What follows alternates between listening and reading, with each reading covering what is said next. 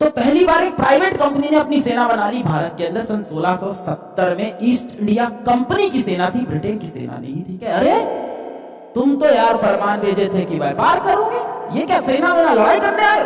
तो मैंने 2 थप्पड़ मार के वहीं गिराया।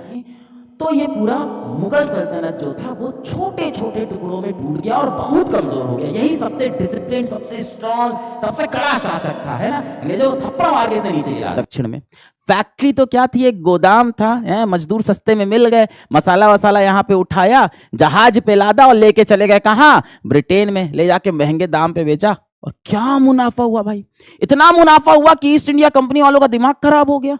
इन्होंने अपनी ब्रिटिश सरकार से बोला, साहब ये सोने की चिड़िया है, यहाँ बहुत पैसा है, आप एक काम करो सेना भेज दो। ये सूरत के आसपास ना थोड़े पुर्तगाली लोग हैं, इनको हरा देते हैं, इनको यहां से हटा देते हैं, इस तट से भी हम ही व्यापार करेंगे।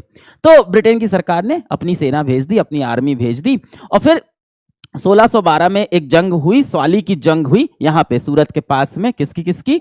ब्रिटेन की सेना की और पुर्तगाल की सेना की। इसमें पुर्तगाली सेना हार गई, पुर्तगाली व्यापारी हार गए और पुर्तगाली व्यापार सिमट के रह गए सिर्फ गोवा वाले रीजन में। अब ब्रिटेन के राजा His Majesty, His Highness King James I ने अपना फरमान लिख के भेज दिया भारत के राजा जहांगीर को। अब समझो ये बहुत बड़ी बात हो गई।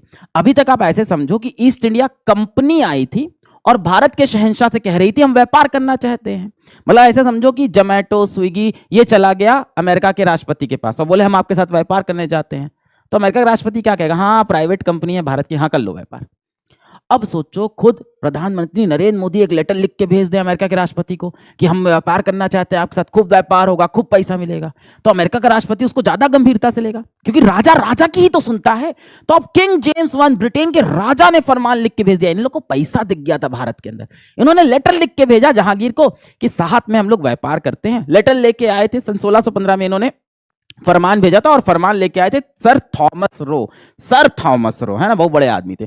सर थॉमस रो ये लेटर लेके आए और जहांगीर को ये लेटर दिया और लेटर के साथ साथ खूब सारा पैसा भी लेके आए थे इनके लिए, खूब सारा सोना वगैरह भी लेके आए थे कि देखो सोना वगैरह लूट के लाए हैं, रखो और व्यापार करते हैं, खूब अमीर बनेंगे। तो जहांगीर भी तैयार हो, कहे हाँ यार बढ़िया पैसा दे रहे हो। फिर उन्होंने मसालों के सिवा कॉटन का व्यापार किया, सिल्क का व्यापार किया, इंडिगो का व्यापार किया और हर तरह का व्यापार बढ़ता गया। धीमे धीमे ईस्ट इंडिया कंपनी भारत के कई कोनों में फैलती गई। ये जो पूरा कोना था आपका दक्षिणी कोना, यहाँ पे इनकी फैक्ट्री बनती गई, सूरत वाले जगह पे इनकी बहुत सारी फैक्ट्रीज बनती गई।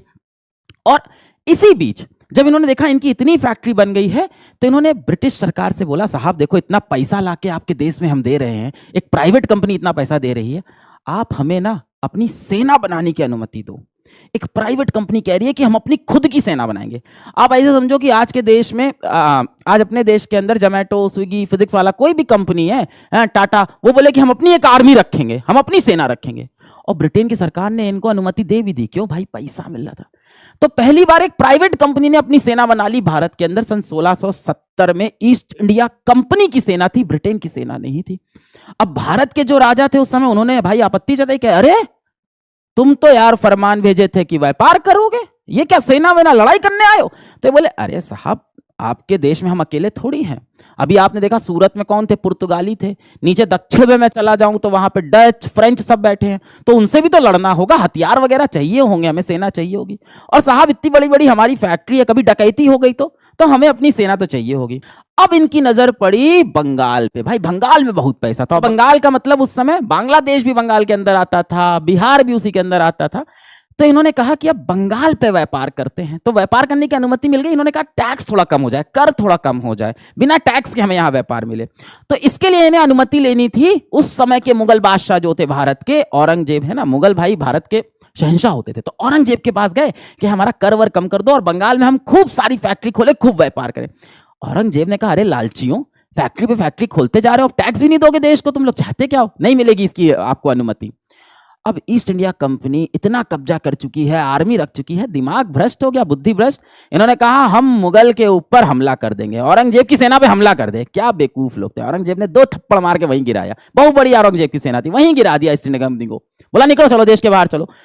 बहुत सही समय था, इस समय ईस्ट इंडिया कंपनी देश के बाहर जा सके। निकलो चलो देश से बाहर चलो, तुम लोग यहाँ पे हम लोग के ऊपर लड़ाई वड़ाई करोगे, व्यापार करने आए थे तुम लोग, आर्मी बनाओगे, हैं सेना बनाओगे।